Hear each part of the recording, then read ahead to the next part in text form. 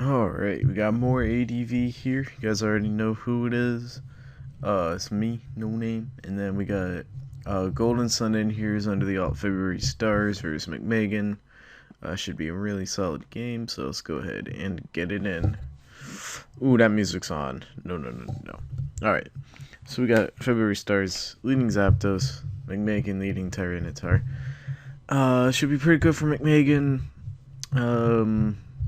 Actually, ooh, we see Baton Pass right there. I was about to say that Gold Sun had to switch out, but Baton Pass sort of prevents that. So now that's what, and we also see Metagross right there. So this maybe gives us an idea of what type of team Golden Sun's running.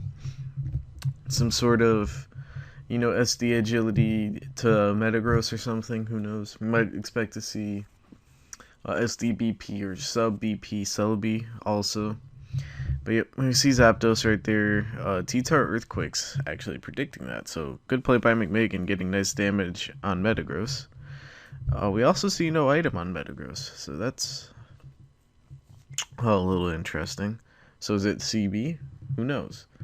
But anyways, now Pert comes in and McMeghan goes to Skarmory. Because we see Zapdos, the likelihood of Magneton is very minimal. So McMeghan should be able to spike freely right here, which will be good for him. Because spikes are nice. That sort of kind of rhymes, but yeah, spikes are pretty powerful in ADV, especially because we've already seen 2 grounded mons. Probably gonna see at least 2 more. McMeghan's gonna protect. I'm not really sure what that accomplishes, because the Zapdos might be able to set up a sub. Even though if that's the case, yeah, I might be able to set up a sub, because it could be like sub BP.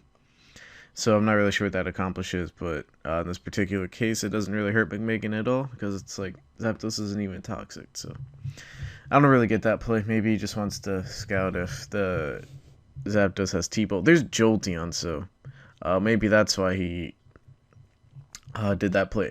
Oh, there's Toxic right there. Maybe that's why he did that play, because he wanted to scout for Toxic. So his Zapdos switch in didn't get Toxic. Okay, that play makes a little bit more sense now. But the Toxic misses, so McMeghan has the luck on his side too, to benefit with the fact that his team seems pretty prepared for the BP and the Metagross teams. So yeah, now Jolteon can avoid a Toxic, and now it can just fire off T-Bolt pretty freely. Celebi is usually a pretty good switch in. Sometimes they carry HP Ice. From my experience in seeing Jolteon, usually they either carry HP Grass or they carry no hidden power, and they just run Thunderbolt. But sometimes they do carry HP Ice, but very rarely. But even then, I don't think Celebi takes more than a third from HP Ice.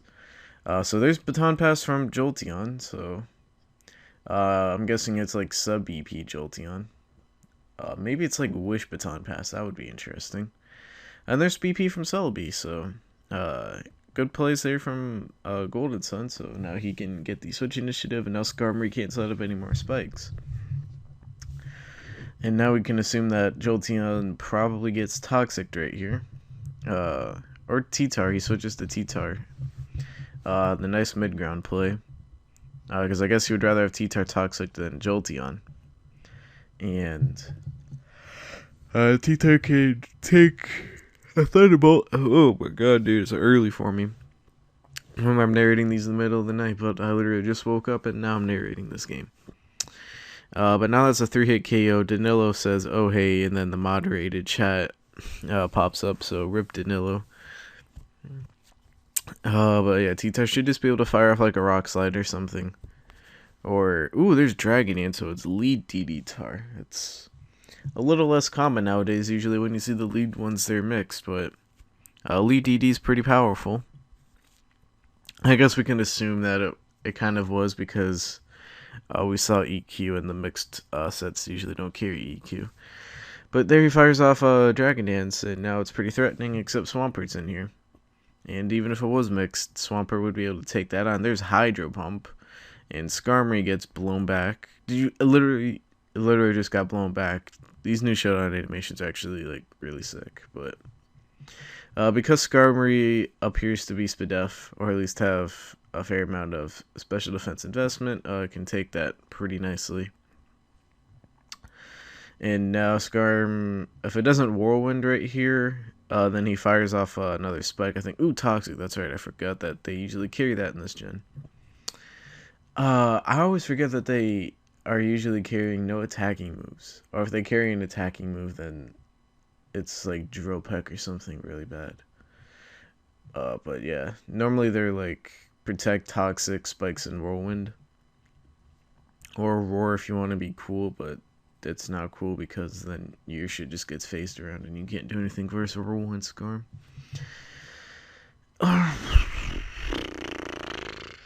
But yeah, that Zapdos getting Toxic is really bad because we've seen Metagross, we've seen Swampert, and we've seen Celebi, and Skarmory looks to be pretty good versus Golden Sun's team. Zapdos was one of the answers, and it getting Toxic is no good. But now Zapdos Baton Pass goes off, predicting the switch to Jolteon or T-Tar. Or just predicting a switch out in general. Even if it stayed in, then Baton Pass is the better play than trying to make a risky play and go for Toxic or something.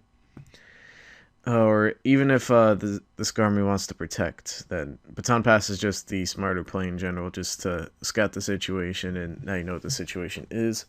Swampert comes in, McMeghan reveals to us a Coon. Speaking of revealing mons, we're getting to the point now where we gotta start thinking about the last few. I feel like McMeghan definitely has a Gengar, just because he has the spikes and everything. And his team, which is kind of like, it's offense, but I want to say it's like bulky offense, but it's not really bulky offense by ADV standards. But yeah, his team looks like it definitely likes Gengar.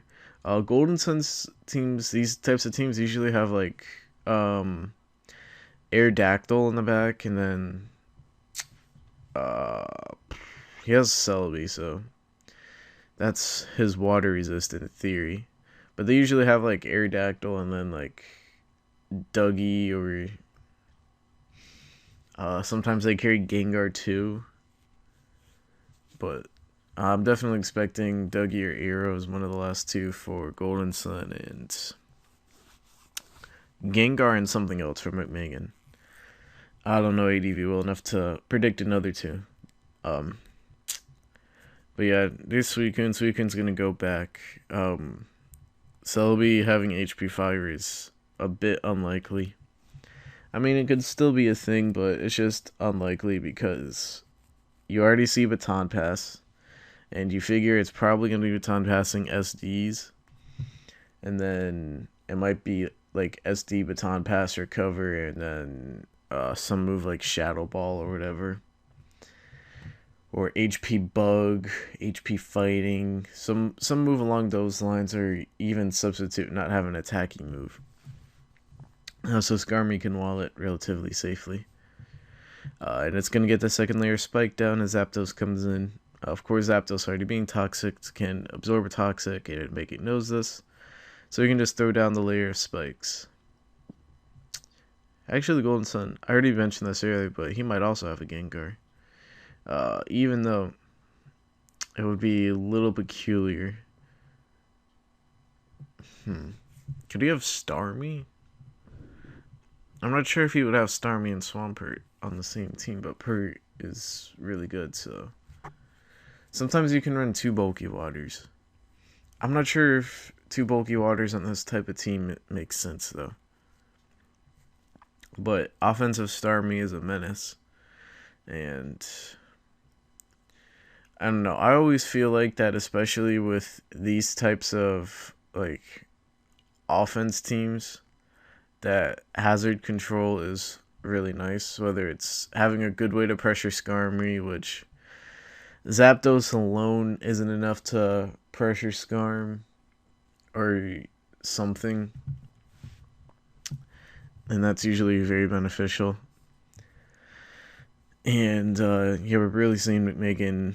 His team just has all the defensive checks to February Star's team. or Golden Sun rather. It's the same people, I guess, but and then he's just getting spikes up, and he just has the defensive answers. So McMeghan is in a really strong position right now. It is still 6-6, and Mons is a thing, so it's not over at all by Golden Sun. But McMeghan definitely knows how to. He definitely knows how to play, and he's gonna prevent the setup that Golden Sun needs from occurring. So there's baton pass from Jolteon, and there's baton pass from Celebi. We already saw this exchange once. Ooh, there's T-Tar. T-Tar is always a possibility. It is ADV after all, so you can't forget. There's always the potential of T-Tar. Would that mean that he would have Dougie? Maybe not, because if you see Fire Blast, that indicates mixed. So I still think he could have a Gengar, but maybe no Dougie. He's opting for the T-Tar there, which, to be fair, T-Tar probably benefits a lot more from stuff getting passed to it than Dugtrio. So that makes sense. So Toxic, I was going to hit T-Tar. Golden Sun is whining in the chat that McMeghan never misses a Toxic. They're just joking around though, so it's nothing too serious. And then when Megan responds back, it's all about the love. So Toxic protects. Now T-Tar's on a timer, and this isn't good.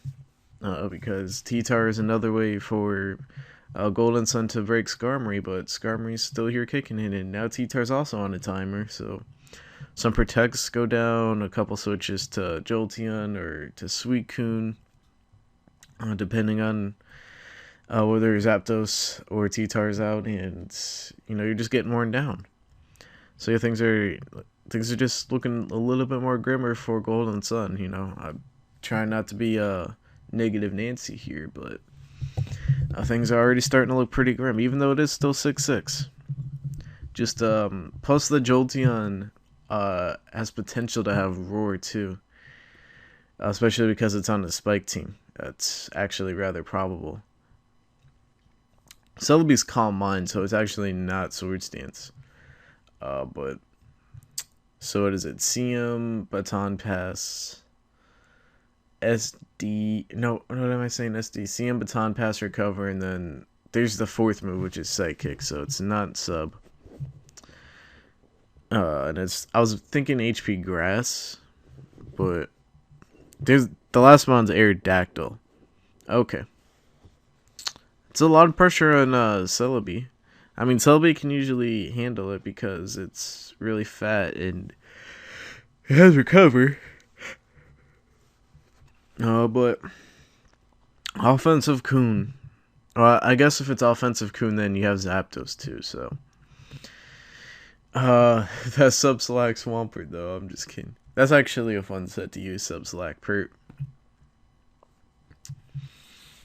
But yeah, now we know all Golden Sun's team. He's got that last mon, Aerodactyl. That's also pretty dangerous. And we also know that the Celebi set, so we know that Golden Sun, he's not trying to pass to like Metagross or something. He still might be trying to pass. He might still have like Sub-Pass or Agilopass to CB Gross. That's always a thing. Or to like Mixtar from the Zapdos. But I think he just has Baton Pass for momentum. I really do, because we see Toxic, Thunderbolt, Baton Pass, and then what's the last move that the Zapdos has? Probably HP Ice. So I guess he just has Baton Pass over Roar because that's in the elite slot, and then he can pass Calm Minds to Tyranitar, he can pass him to Purr, he can pass him to Zapdos, and then Zapdos can pass him along too, so I guess that's the goal of Golden Sun's team. It's not the sub-teams, but still I feel like McMeghan's pretty well prepared for it with his team structure. So he decides with his Skarmory to just fire off a Toxic on the Pert and not leave his Skarmory around. We'll see if this comes back to bite McMeghan, because now Golden Sun's technically in the lead. He's still definitely in a disadvantageous position, but Skarmory was so good versus Golden Sun's team. I mean, keep in mind, Skarmory doesn't have Roost this gen, so Golden Sun definitely can wear it down, much like you would a traditional utility wall, because there's no reliable recovery there. And usually the only recovery that Skarmory even runs is the rare Rest, but Rest Skarm, unless you have some sort of Cleric, really isn't that good. Because Skarm likes to come in and sit. And sitting there and not giving your team any utility is not good. But there goes down Metagross. Crit Surf on a Pert was really bad, and who knows, I might actually end up being one of the game deciders. Because the Pert, I think, he's low. I want to say 20? 7 points. Oh, it does the spikes. Ooh. Ugh. I'm not sure why you'd sack Metagross there if Pert's just gonna die. I mean, sacks are sacks, but a Metagross that can still live, and then you can just sack that. Yeah, there's the Gengar that I was thinking that McMeghan would bring. Gengar's not going to enjoy taking that. Yeah, that's almost certainly offensive Zapdos. But they're almost offensive now because you can't run Rest Talk. I mean, I suppose some of them might be like defensive and have Reflect or Light Screen or something. But offensive Zapdos just gives you a lot more good stuff. I can't think of the right words there. So there's your Pert sack. I guess it doesn't matter. At the end of the day, it's just sacks or sacks. Gengar probably just goes for like Ice Punch or something. Or no, that's right. ADV is weird. I think that's how all the old gens are. GSC too. If you died at entry hazards, then no attack goes off. So it might be, but now Aerodactyl can come in. And I guess McMeghan just decides to sack the Gar. Gar's probably not doing too much anyway. Depends on the set, really. On this type of team, though, I don't think it'll be Explosion. I think it might be probably Willow something. Like Taunt Willow, even though that set's like almost exclusively for stall. Hypnosis Willow. Dual status is actually really fun. That's one of my favorite Gengar sets, even though it almost gets no use nowadays because it's almost exclusively a lead Gar. And lead Gar has definitely taken a dip. Just because 3 attacks is nice. But anyways, back to the game. Instead of trying to worry about the Gengar set, McMeghan's T-Tar is better than Golden Sun's T-Tar, and when it's a potential speed tie, I don't think it was a speed tie though, because Mixtar very rarely runs max speed, and McMeghan's DD-Tar, which almost always runs max speed. So the combination of Rock Slide and EQ takes out Golden Sun's T-Tar. Unfortunately, now Zapdos comes in, but Zapdos is low. McMeghan can eat a hit pretty easily and take out Zapdos. Well, not pretty easily. That's still 44%. It says 45, but it's 44.6. Ooh, and there's DD. That's a smart play from McMeghan.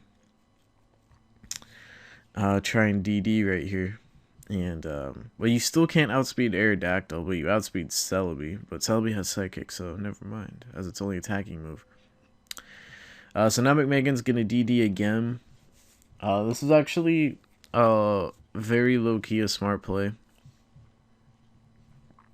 Or it's not necessarily a smart play, but it's kind of a cool play because for whatever reason Golden Sun chokes. Now and McMeghan's last is also an Aerodactyl. I guess kind of makes sense too to really take advantage of spikes in the late game.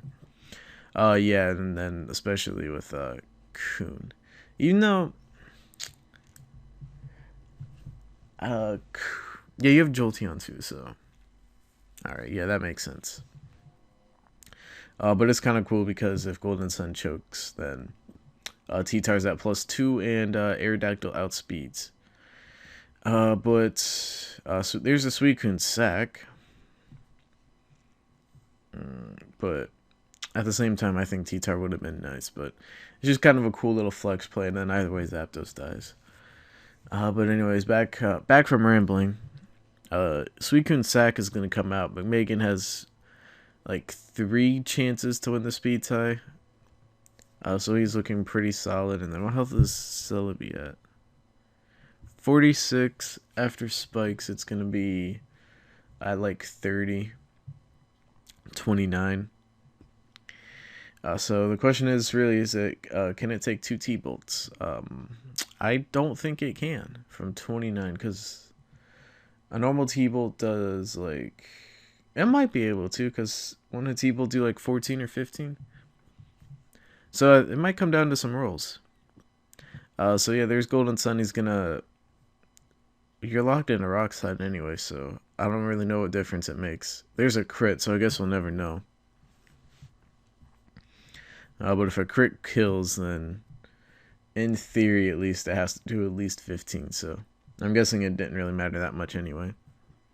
So now Arrow comes in, and unless it's let me speak. Unless it's not CB for whatever reason, if it's like some weird subset, or I remember I made a team one time with, I think it was Curse Umbreon, and the whole point was to Baton Pass Curse Umbreon, Baton Pass Curses to Aerodactyl, and sweep with that.